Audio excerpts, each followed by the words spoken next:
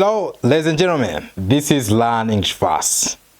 We teach you in a way that helps you learn and start to speak what you're learning. Today we are going to learn two tenses.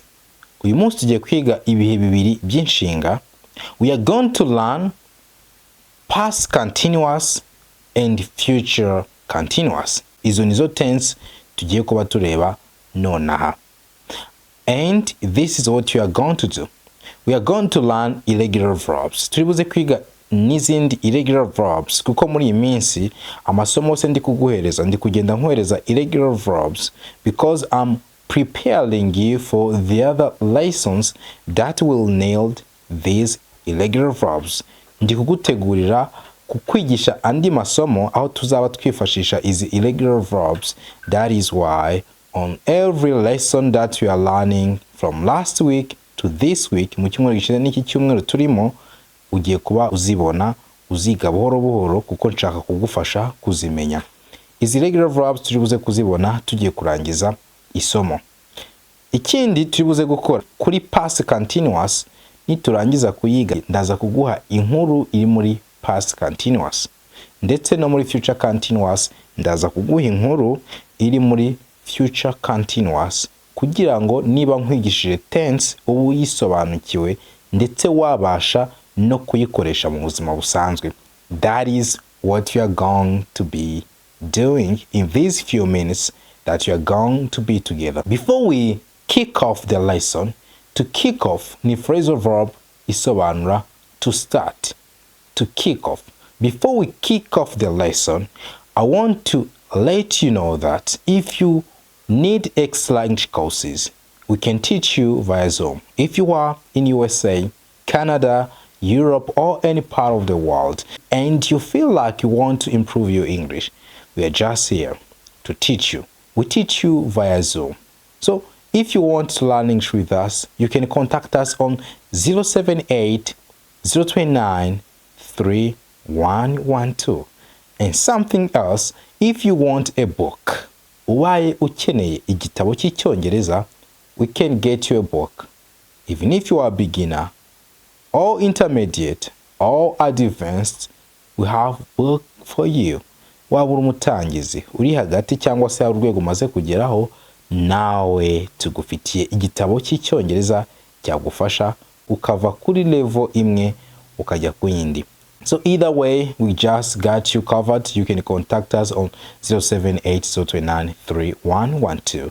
And if you feel like you want to support us, niba wiga kuri channel ukumva hari ibyo uri kumenya ushaka kudutera inkunga, nabyo wabikora. Dufite momo pay yacu wakifashisha ushaka kudutera inkunga.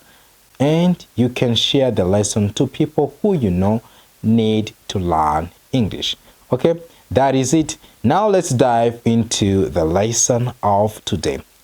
If it's not your first time to be on this channel, atari bwo bwa mbere wabugeze kuri iyi channel, you know that when we are talking about continuous tenses, we use verb to be. Igihe turi muri continuous, twifashisha inshinga to be nka auxiliary cyangwa se nk'inshinga yunganira. Aha rero tugiye guhera kuri past continuous, tuzaza kwifashisha inshinga to be. To be muri simple past ugomba kumanza ukayimenya. Alright, nize neza yuko uyizi ariko ari bwo bwa mbere wabugeze kuri iyi channel ushaka kuba utayizi. That is why ngiye kumanza nayisubiramo. Verb to be kuri I na he na she na it muri simple past dukoresha was. Noneho you na we na they aho tugakoresha were.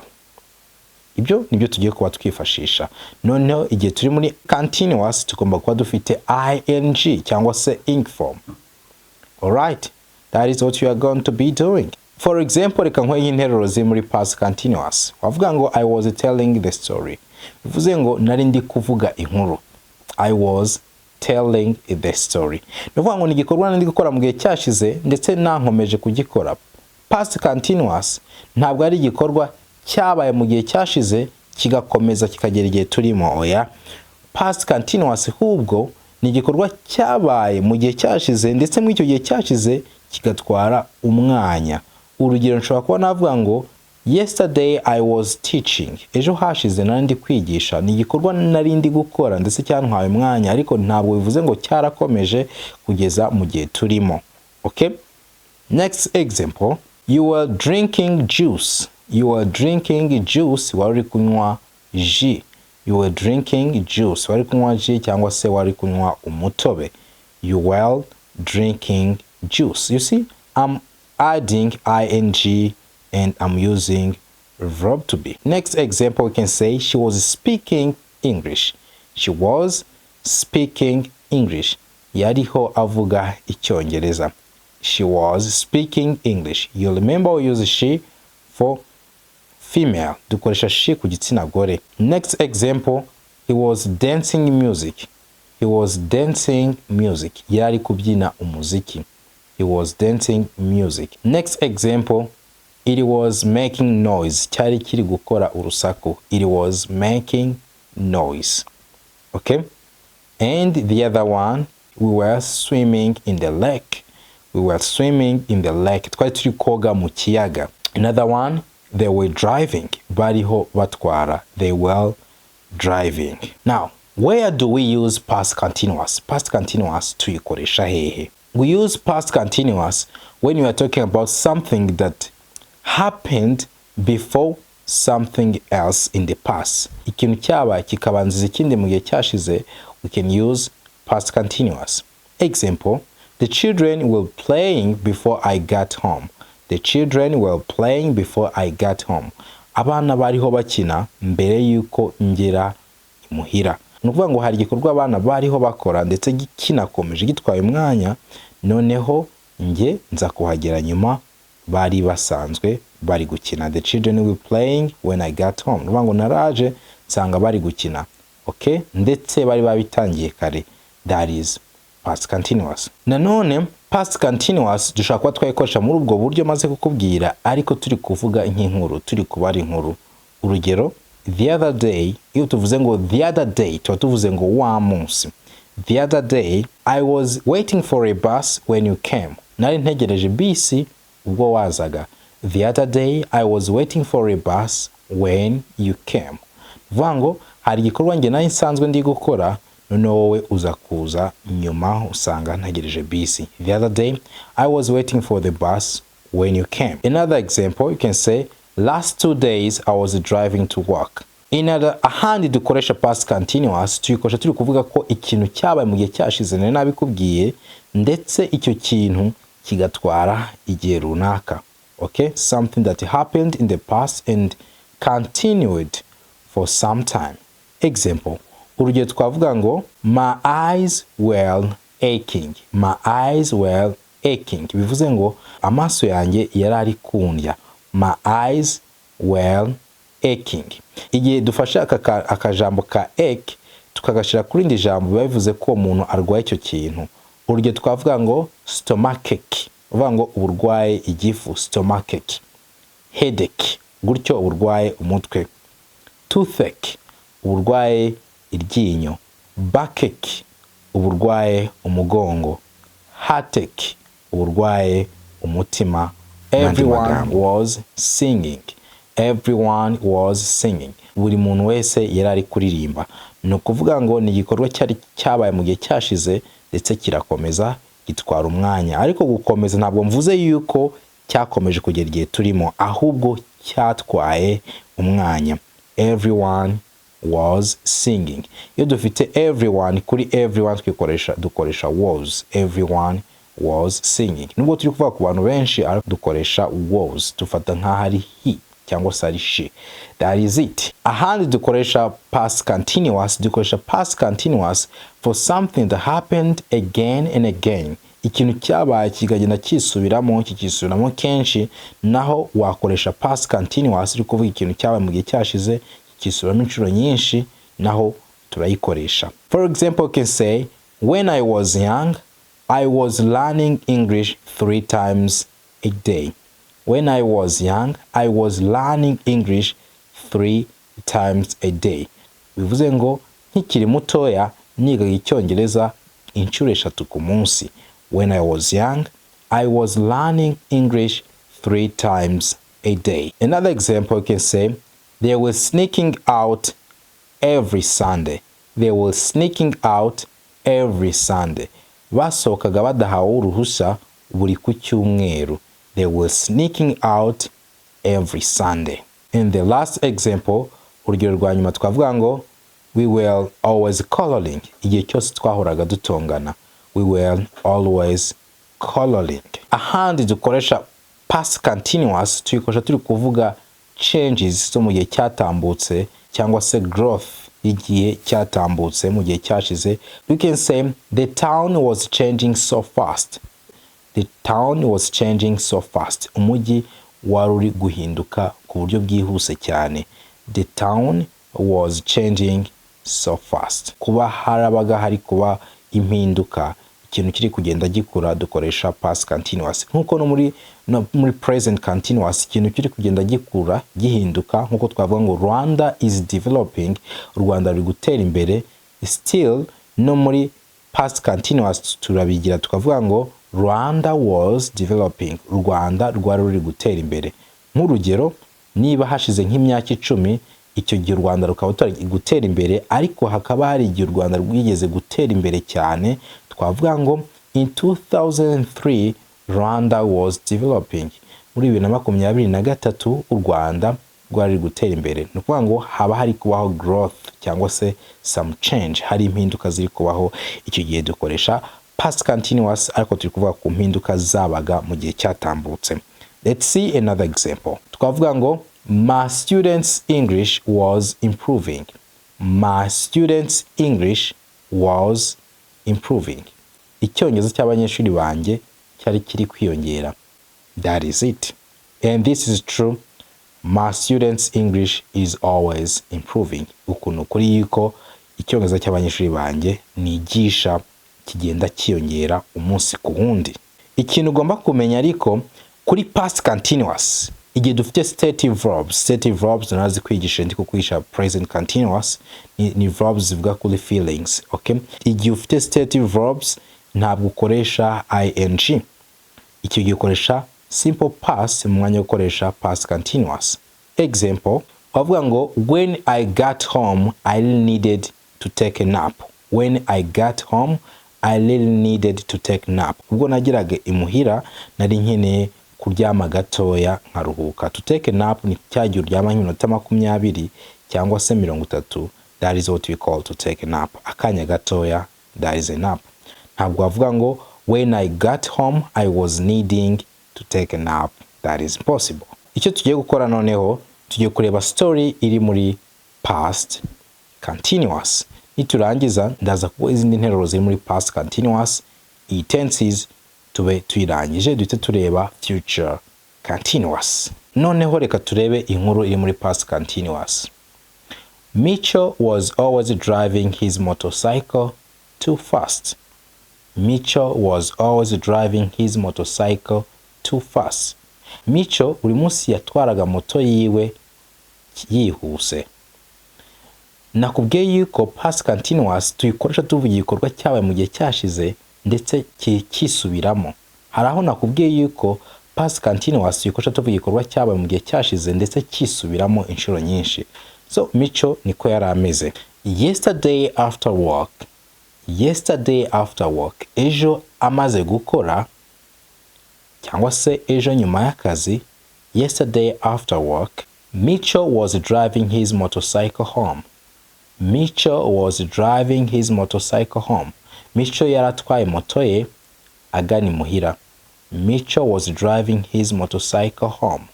Ni ukuvuga ngo ni igikorwa ari gukora ndetse gikomeje kuba ari kugana mu rugo. While everyone else was driving slowly. While everyone else was driving slowly. Mu gihe buri muntu wese ari gutwara buhoro yitonze. He was speeding through the streets. He was speeding through the streets. Yari kugenda yihuse mu mihanda. He was speeding through the streets. He wasn't paying attention and he was driving too fast. He wasn't paying attention and he was driving too fast. Nta kintu ari yitayeho ndetse yari gutwara yihuse cyane. And then he saw police officer. Hanyuma aza kubona umupolisi. And then he saw police officer. While police officer was directing traffic, ubwo umupolisi ari kuyobora abantu muri traffic, he saw Micho speeding down the street. He saw Micho speeding down the street. Yabonye Micho ari gutwara yihuse mu muhanda. He was waving his arms when Micho stopped. Uwo mupolisi yariho azunguza amaboko ubwo Micho yahagararaga. He was waving his arms when Micho stopped. The police officer wrote him a traffic ticket for speeding. The police officer wrote him a traffic ticket for speeding. Polisi imwandikira itike y'umuvuduko. Micho was not happy when he arrived home. Micho ntabwo yari yishimye ubwo yageraga imuhira. Micho was not happy when he arrived home. That is the story in the past continuous. Now we are going to see the other sentences in the past continuous. No tugiye kureba izindi nteruro ziri muri past continuous nk'eshanu duhita dukomeza na future continuous. The first sentence we can say, she was reading a book when the phone rang. She was reading a book when the phone rang. Yari ari gusoma igitabo ubwo telefone yasonaga. Nuvuga ngo hari igikorwa cyari kiri kuba, ikindi kiza kiri guhita kigihagarika naho past continuous irakora, cyangwa se gihita kiza gisanga hari ikindi gikorwa kiri kuba. Okay, she was reading a book when the phone rang. Another one, they were playing soccer when it started raining. They were playing soccer when it started raining. Bari bari gukina umupira w'amaguru ubwo imvura yatangiraga kugwa. They were playing soccer when it started raining. Okay, this is something that was happening. Ni igikorwa cyari kiri kuba, ikindi gihita kiza gisanga hari ikindi gikorwa cyabaga. They were playing soccer when it started raining. Another example, twavuga ngo we were watching TV when the power went out. We were watching TV when the power went out. Twari turi kureba television ubwo umuriro wagendaga. We were watching TV when the power went out. The next sentence twavuga ngo the workers were building a new bridge last month. The workers were building a new bridge last month. I think this is enough. Now let's see future continuous. Rero tugiye gukurikizaho yo iroroshe cyane. Mu gihe umaze kumva past continuous, future continuous ni igikorwa kizaba mu gihe kiri imbere ndetse kikazatwara umwanya. Nuvuga ngo ni igikorwa kizaba mu gihe kiri imbere gitwara umwanya cyangwa se gitwara igihe runaka. That is future continuous. Okay, hari n'ahandi tuyikoresha, dukoresha future continuous turi kuvuga ikintu kizaba mu gihe kiri imbere mu buryo buri temporary atari uburyo buzahoraho. Okay, now let's see examples. Reka turebe ingero. Wavuga ngo nanone, you can visit us next month. I won't be working then. You can visit us next month. I won't be working then. Ushaka kwadusura mu kwezi gutaha ntabwo nzaba ndi gukora. You can visit us next month. I won't be working then. Ntabwo nzaba ndi gukora. Alright? Nanone nakubwiye yuko future continuous ushaka kuba twayikoresha turi kuvuga ikintu kizaba temporary cyangwa se kizaba gahe gatoya, rikanaho nkwereke ingero aho tugiye kuba tuyikoresha nk'ubwo buryo. You can say, today we are taking the bus, but next week we'll be taking the bike. Today we are taking the bus, but next week we'll be taking the train. Uyu munsi tugiye gufata bisi, ariko mu cyumweru gitaha tuzaturi gukoresha moto, tuzaturi gutega moto. Today we are taking the bus, but next week we'll be taking the train. Okay, today we are taking the bus, but next week we'll be taking the train. Another example, urundi rugero rwa kabiri twavuga ngo these children will be staying with us while their mother will be on the trip. These children will be staying with us while their mother will be on the trip. Bivuze ngo aba bana baraza kuba bari kugumana natwe mu gihe nyina wabo araza kuba ari mu rugendo. These children will be staying with us while their mother will be on the trip. That is it. Now what you are going to do now, we are going to see a story. Tugiye kureba inkuru iri muri future continuous, niturangiza kureba iyi nkuru turaza kureba izindi nteruro ziri muri future continuous, and then nkuko nabikubwiye ndibuze kuguha izindi irregular verbs turi buze kurangirizaho. Now let's see the story. Reka turebe iyi nkuru. We are going to see now this story. Sakarangwa is going to be arriving at 4 o'clock. Nyakubahwa Karangwa ari buze kuhagera saa 10 zuzuye. Sakarangwa is going to be arriving at 4 o'clock. When Sakarangwa arrives, ubwo nyakubahwa Karangwa ari buze kuba hageze, the servants will be waiting. Abaja bari buze kuba bategereje, cyangwa se abamukorera bari buze kuba bategereje. The servants will be waiting. James will be also waiting at the door. James will be also waiting at the door. Ndetse na James ari buze kuba ategereje ku muryango. James will also be waiting at the door. When Sakarangwa walks into the house, ubwo nyakubahwa Karangwa ari buze kwinjira mu nzu, most of the servants will be bowing.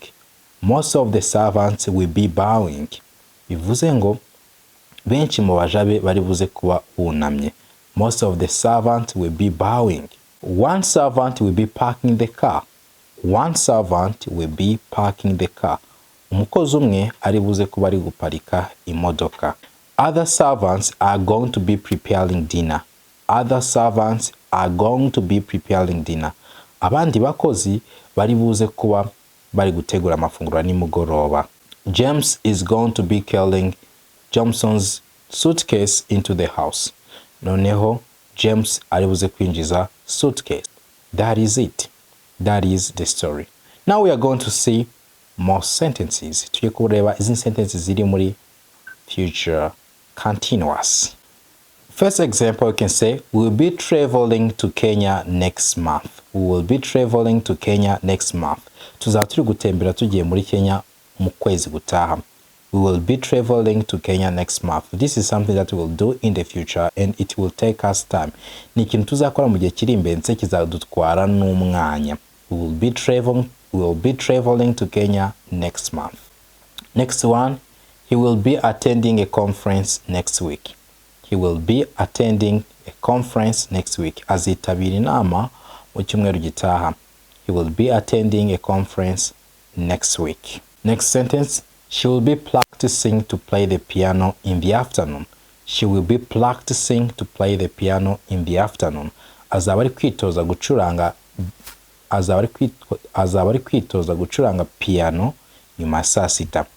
She will be practicing to play the piano in the afternoon. Next one, we will be waiting for you at the airport. Tuzabategereza ku kibuga cy'indege.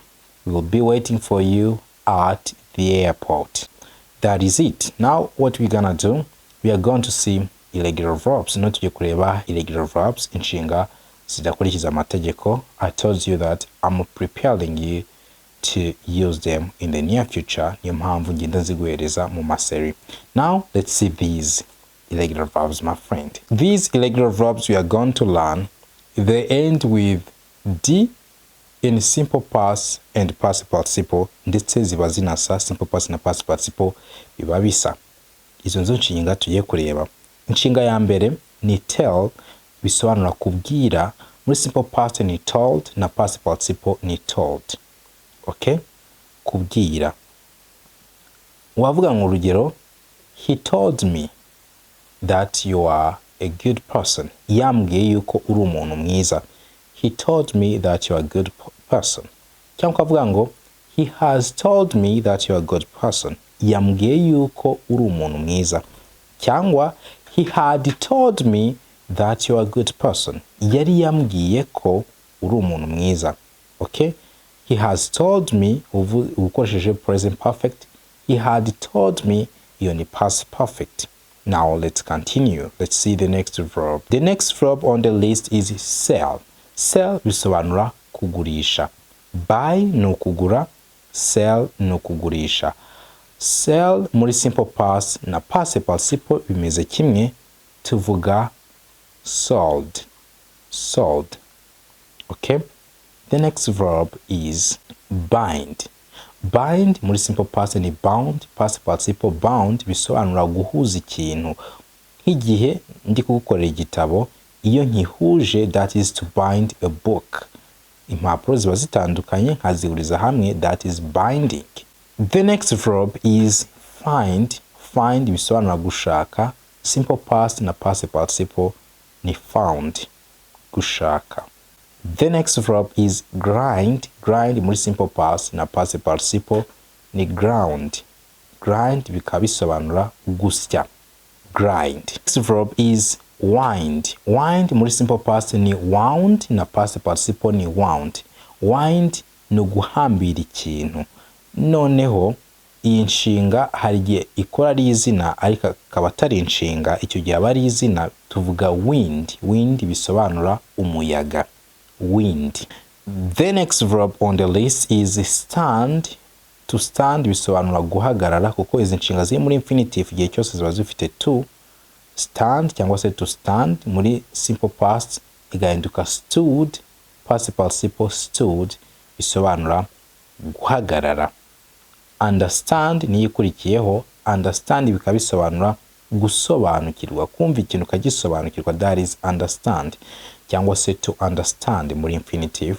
Muri simple past bikaba understood, past participle understood bisobanura gusobanukirwa, nabikubwiye. Next verb is withstand. Withstand ni ukwihanganira ikintu, withstand. Simple past ni withstood na past participle ni withstood, kwihanganira ikintu, nabikubwiye. And the next verb is to hold. To hold muri simple past ni held, past participle held bisobanura gufata ikintu mu ntoki. You can hold a baby in your arms. Ushobora kuhaterura umwana ugafata umwana mu maboko yawe, that is to hold. Okay? Now this is it, my friend. If you want to learn English with us, you do not hesitate to contact us on 078 029 3112. Now let's catch up next time. I love you guys. See you next time.